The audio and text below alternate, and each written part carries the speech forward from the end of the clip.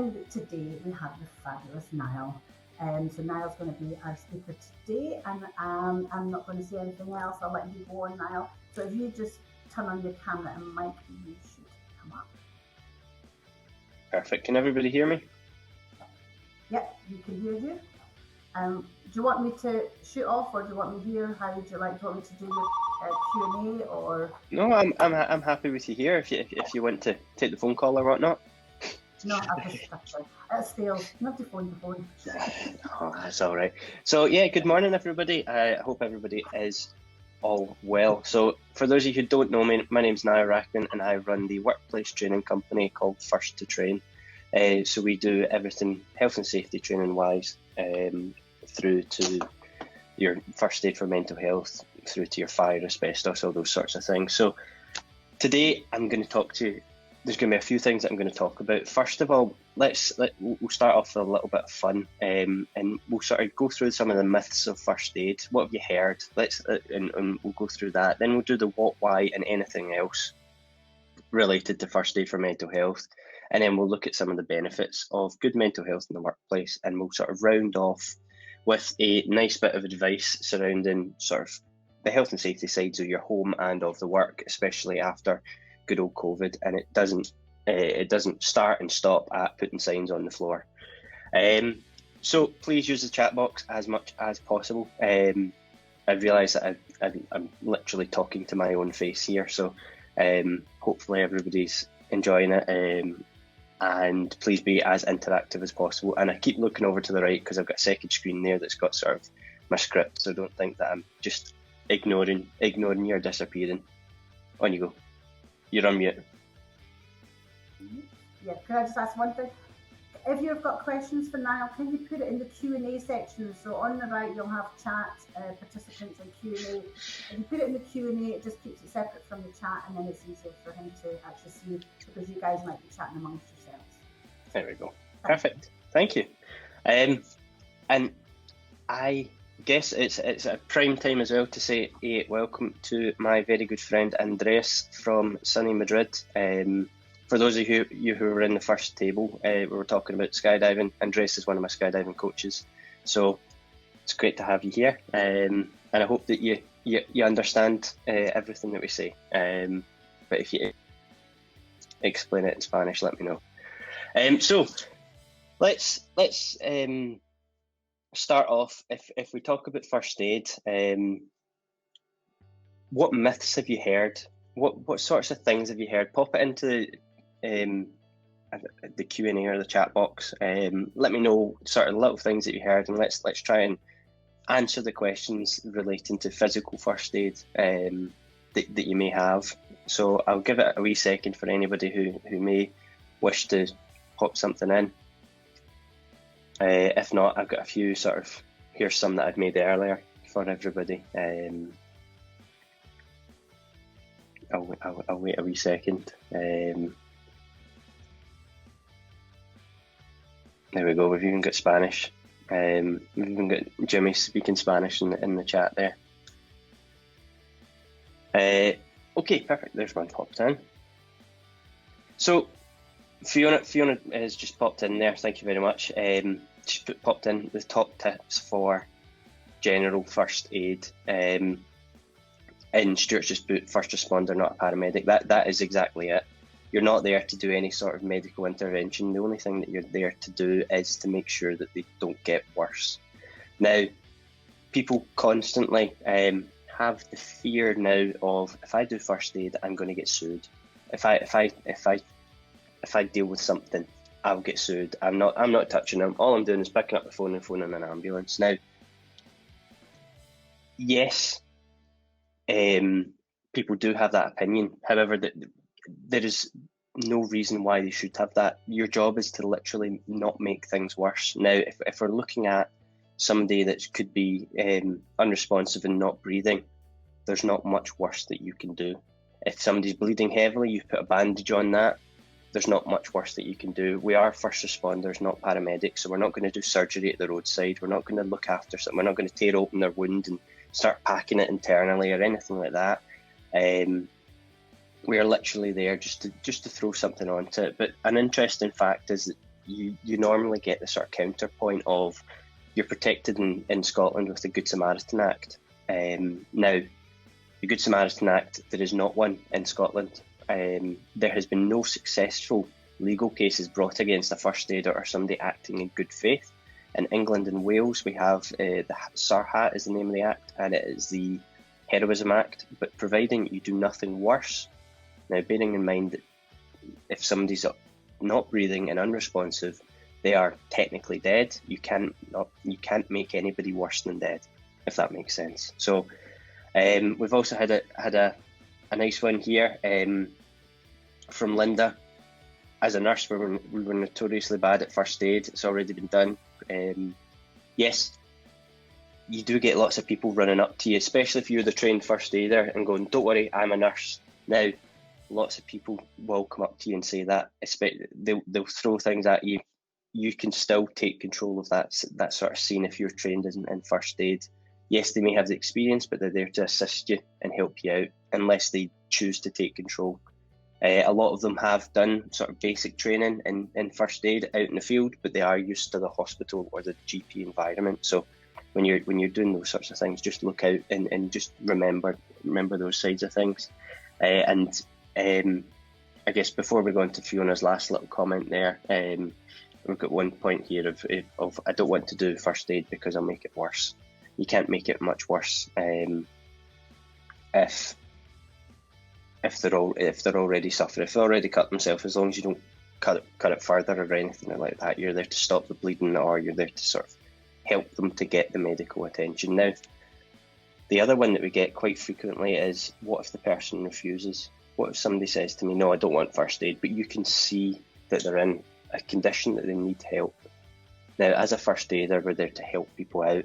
There is nothing to stop you. If somebody's refusing and you can see, let's use an example of they're bleeding heavily, they're refusing any help whatsoever, but you know that they're losing a lot of blood and they could pass out within minutes. There is nothing to stop you phoning an ambulance. The ambulance will get there and deal with it. It's not, that's sort of your area and sort of the line that you draw. They don't want your help, but the ambulance can help them out. And yeah, Andrea, no roadside tracheotomies, please. And unless you're trained, give it a go. But as a basic first aider, no, just stick to the ABCs as Morag's put in there: airway, breathing, and circulation. And if you've got no airway, we do the head tilt, chin lift if they're not breathing, and obviously if they're not breathing, then they're going to require CPR to get the circulation, to get the blood pumping around the body with the oxygenated blood. Perfect. I'll come back to some of the other points in here, but I thought I would move on to Fiona's point that she popped on this. What is the difference between first aid and first aid for mental health? Now, first aid is physical sides of things. This is what, if somebody in the office has an accident, if somebody out in the street has an accident, it's where physical first aid comes in. This is where we're looking at making sure that they are physically fine. First aid for mental health looks at what's going on inside. Now, first aid for mental health, you would think with the same sides of things of physical first aid is trying to provide a solution. It is not entirely solution based. You are there as a first aider for mental health to start conversations with somebody, to support them and guide them towards professional help. That's where the line gets drawn. We're not psychiatrists, we're not counsellors, and we're not there to do everything that a counsellor, nurse or doctor would be there. It is there to identify that maybe somebody's a bit different. Maybe they're not their normal self. They're not the way that you'd expect them to be, and it's sitting down with them saying, "Look, how are you getting on? How are things? Is everything going okay? Can I help with anything?" And it could be something simple as they're just completely overloaded at work, and I don't know about anybody else, but when we have a stressful situation, we do get that sort of tunnel vision of, I'm never going to get out of this.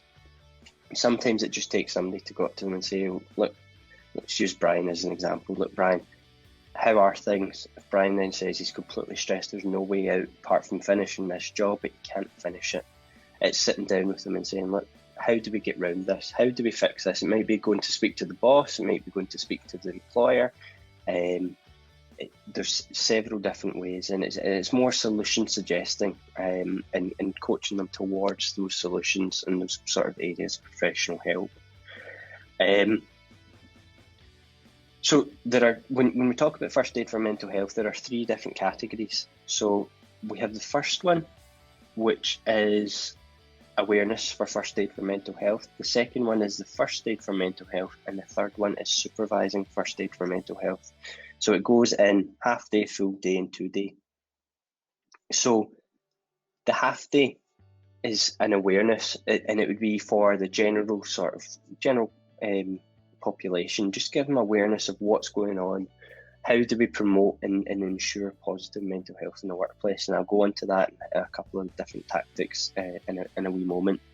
The first aid side of things, the first aid for mental health, is the one that we would do if you were looking for somebody to take on that role within the organisation.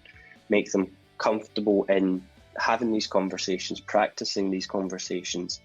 And then the 2 day course, if you were to look onto the market, a lot of people advertise the 2 day course, but the 2 day course is purely for supervisors, for upper managers who are wanting to make that change, whether it's culturally, whether it's process management, in order to benefit mental health. There is such thing as overkill, the same as in physical first aid. If you give somebody too many skills for the workplace, then there are chances of things going wrong. And that's the sort of categories that we would look at and that we would use. Karen just made a great point here. Will we see the mental health first aiders as somebody different than the designated first aider, or will it be the same person? Now, this is very, very dependent on the person. When we're looking at sort of people, and I mean this in the nicest way possible, that anybody can do a first aid course and be classed as the first aider. Sorry, that's my lovebird going crazy in the background. I've tried to put him to sleep, but he's not being quiet now, so apologies. So the physical first aider could be anybody in the organisation, because it requires a 1 day or 3 day course in order to gain the skills. A mental health first aider needs a little bit more thought. You need to think about who in the organisation will I approach, or who in the organisation would my colleagues approach. Because if it's the office gossip that's put their hand up and said, oh yeah, I'll do it, absolutely, great, fantastic, but no one's going to talk to them, because they don't trust that person, and they're going to keep conversations confidential, because it would, in their minds, it would be, I'll tell them one thing and the whole office will find out that I'm really stressed within an hour. Similarly, your boss, should upper managers be the designated first aider for mental health for people to go and speak to? I personally don't believe so, because if we look at sort of employment sides of things, when I was employed, I would never go and speak to my boss about mental health. There's negative connotations with it that you would be looked down on if there was potential for you to a promotion coming up. If you've highlighted your mental health to them, there's less likelihood that you could get that job or that promotion. You're less likely to approach your boss. I personally would look at it as being somebody who is friendly, who is open. People naturally sort of move towards them and have conversations with them in the office, but they're not that sort of office gossip sort of person.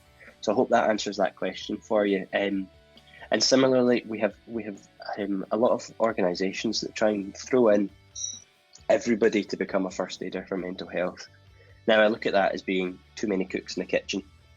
If everybody is trained, everybody should have an awareness. There should be a base level of awareness. But if we look above that to the people that you're going to come to, it is too many cooks in the kitchen sides of things. And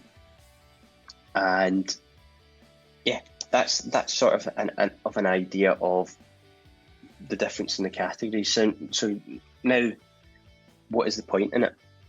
So basically, there's been 13 million working days lost in the last few years, and it's set to rise with good old COVID-19 due to depression, stress, and anxiety in the workplace. Now, I'm not a mathematician, but let's use an example of each of these persons earn an organisation £1,000 a day. How many millions or billions is that? I've not done the maths, but you can imagine how much is lost, how many hours are lost, how many innovative ideas could be lost every year due to stress, anxiety, and depression. Now, they are things that, although in some people they can't be fixed, they can be easily managed. Now, if we spend the majority of time working, whether it's on, off, as business owners ourselves, I know personally I don't switch off, but if we look at mental health and we promote our mental health so that we are able to deal with everything that is thrown at us, then the chances of success, the chances of higher productivity go up n-fold. And again, another point in it, if anybody again is financial in here, if anybody looks at the interest rates in the banks or the return on investment in the banks, it is pretty minimal.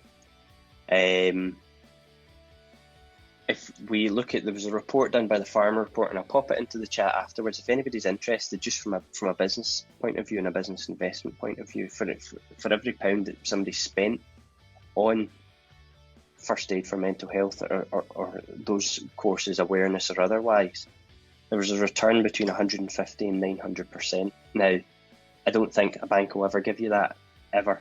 And yeah, it's something that in my head, and obviously I'm slightly biased and I totally appreciate that, it's a no-brainer for me. You would increase your productivity, those sorts of things, n-fold.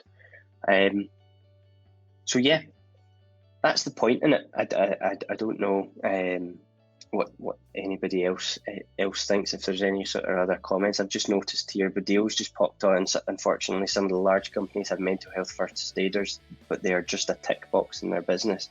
Absolutely, there are plenty of tick box exercises, and sadly this exists. But it doesn't help anybody. It doesn't help the organisation. It doesn't help anybody on the ground. It is just, in my opinion, again, it's a total waste of money. But this moves into what else can we do. So, just out of curiosity, I'm going to open it up again to everybody who have, if you've ever been employed at some point, I want to be open and honest. If you've struggled with your mental health, please feel free to pop it in or not pop it in. But if you could have the perfect world, what would you expect from an employer to do to promote your mental health in real life? And it'll be good to bounce around ideas, because at some point I'm sure all of us here as business owners wish to grow to an extent where we'll have people to look after and people to look out for. So if there's any sort of perfect world ideas that you would have to promote mental health, please feel free to pop it in, and I'll cover some in a wee second. And Brian's absolutely right. There is very rarely the help available that people do need. But that's unfortunate that we live in a world just now where our NHS is overloaded completely. Charities that were out there are absolutely fantastic, but we're reactive. We need to make a mindset switch from reactive to proactive and fix things in the workplace. As I've mentioned, people spend the majority of their times there. Yep, absolutely. The bullying culture needs to stop. The sort of stress sides of things need to stop. This pressure that's on people needs to stop. To give an example, my dad works for a large telecom company, and constant pressures on him, the toxic environments, and it doesn't help people. So some of the things that I've come up with are developing an action plan, starting stripping everything back from where you are in terms of mental health. Looking at your physical first aid policy, and normally on every first aid policy, you'll just have a little line saying, if anybody's struggling with mental health, speak to Steve. Stripping that back, taking that part and making it its own policy and procedure. Speaking with staff, having the focus group, evaluating the causes in the workplace. Now, I understand risk assessments in mental health are going to be difficult, because if I look at something, it's going to be different for example, Fiona to look at it, or Badil to look at it, because we all have different thoughts and feelings. It's those sides of things. Look at things and sort of come up with reasons why and reasons how we can make it better for people to deal with. Taking the pressure away, introducing flexible working styles. One of the things, although it has been horrible for having a sort of global pandemic behind us, one of the good things that's come out of it is the ability to flexible work. We can work at 2 a.m. if we wish to, we can work at 10 at night, we can work at 5 a.m. like Michelle Grant does when she wakes me up. Those sorts of things we can do whatever we want, introducing the flexible working patterns. Fiona's made an excellent point here. As independent business owners, how can we tackle this? We can work together as a team. We can look at, as a team, how do we promote this into bigger organisations? If we're doing things as small businesses that look brilliant, if they are doing the right thing, if people are happier, people start to take note. People start to look at it and go, well, how come they're doing it and you're not? And that's sort of rising up together as a team. It would work in those sorts of ideas. Yeah, I totally agree as well with you there, Badil. Self-employed sole trader, it's easier to speak out. And as a large company, and again that goes back to picking the right person to speak out to. That's picking the right people, picking the right person for the first aid for mental health position, whatever it may be. And it's just it's simple things as we all grow together, because I assume that everybody is looking to grow into bigger businesses or becoming bigger businesses themselves. It's all about just being constantly mindful of people, and mindful of what people are going through and what people are thinking of. I'll come back to your little question there, Karen, at the end, if you don't mind. I'm going to move on now, because I'm conscious. I am conscious of time, and I'm conscious that we're all looking to speak to each other and have and have networking conversations. So I'd like to just close up with, before questions, obviously, with a little bit of health and safety advice beyond your stickers on the floor and your spacing, your social distancing, those sides of things. If you're in a shared office, now I know that many of you do have sort of co-working spaces and those sides of things. The health and safety executive have allowed everybody to share first aid provisions. So if somebody in another office has that, they can be used in your office as well, providing everything is of those, everything is above board. And on top of that, certificates have been extended until November 2020. So if your certificate is out of date and it went out of date after the 16th of March, then you are allowed up to November. However, there's a caveat popped on this, that you need to be able to prove that you've tried to get a first aid training course. Now things are coming out of lockdown, people are now allowed to go out and train. You will have to start to actively look for one, and if you can't get one, that's fine, as long as you can prove that you've done that. Another thing that is really interesting is after this networking event, I would like you all to go and have a look either in your office or at home at your own first aid kits. I went through one of mine recently, and I found things in there that went out of date 10 years ago.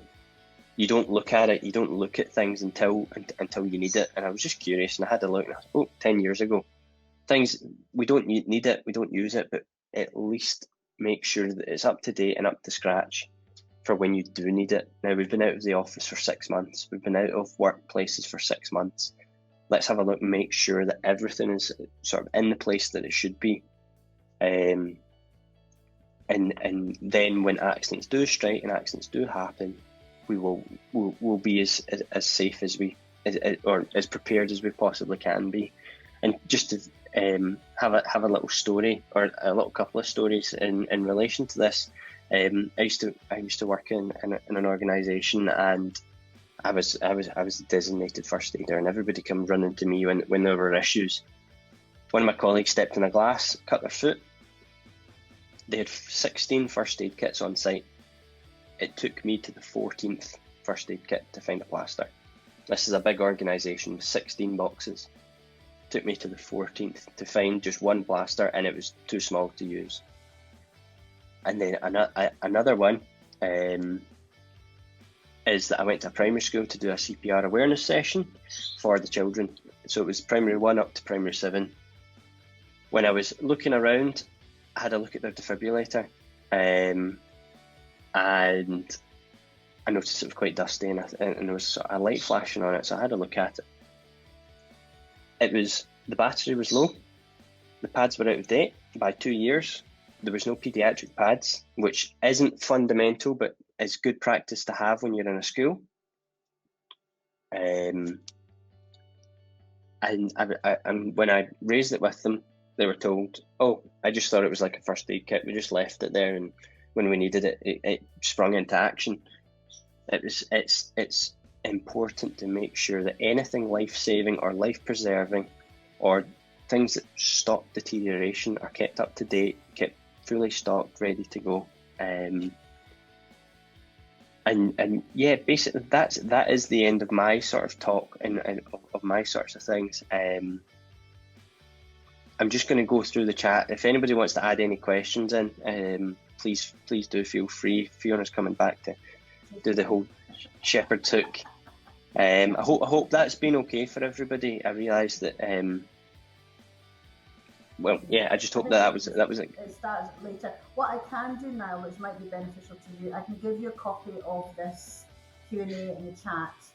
Yeah, if you don't mind, that would be brilliant. Then what you can potentially do, if there's anything in particular there, then you can get back to them personally on that side of things. And then if you need help with connections, I'm happy to do that. That's not a problem at all. Fantastic. But that's a good thing. So I can give you a copy of the video, and I can give you a copy of the chat, because there are a few things in there that I think maybe you'd want to address.